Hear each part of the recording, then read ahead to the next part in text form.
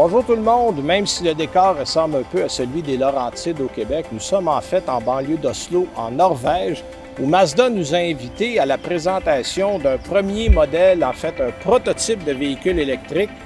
Le CX-30 qui est derrière moi sert de mulet parce que la technologie électrique ne sera pas installée dans ce véhicule, mais ce qu'on a derrière nous, c'est le EPTV, en fait le Electrical Technology Prototype Vehicle.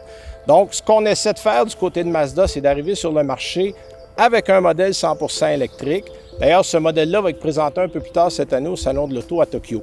En fait, on mise sur une batterie qui est plus petite, 35,5 kWh. C'est ce qu'on va avoir comme batterie. On parle d'un peu plus de 200 km d'autonomie. Ce n'est pas énorme, mais on vise une clientèle spécifique.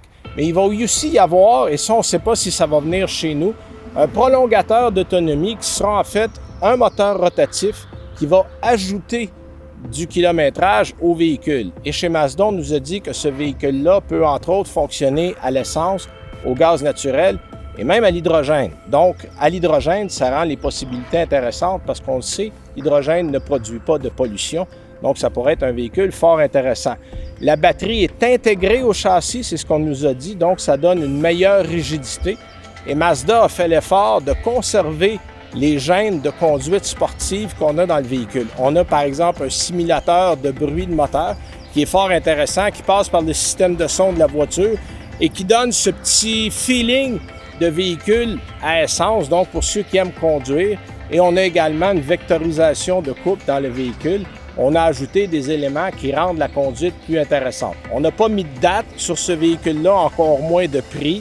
Mais ce qu'on nous a dit du côté de Mazda, c'est que c'est un véhicule qui allait être dans les prix qu'on connaît des véhicules populaires électriques, comme une Leaf, comme la Bolt. Donc, on peut s'attendre à des prix qui vont être entre 45 000 et 50 000 $. Et pour le moment, pas encore de date.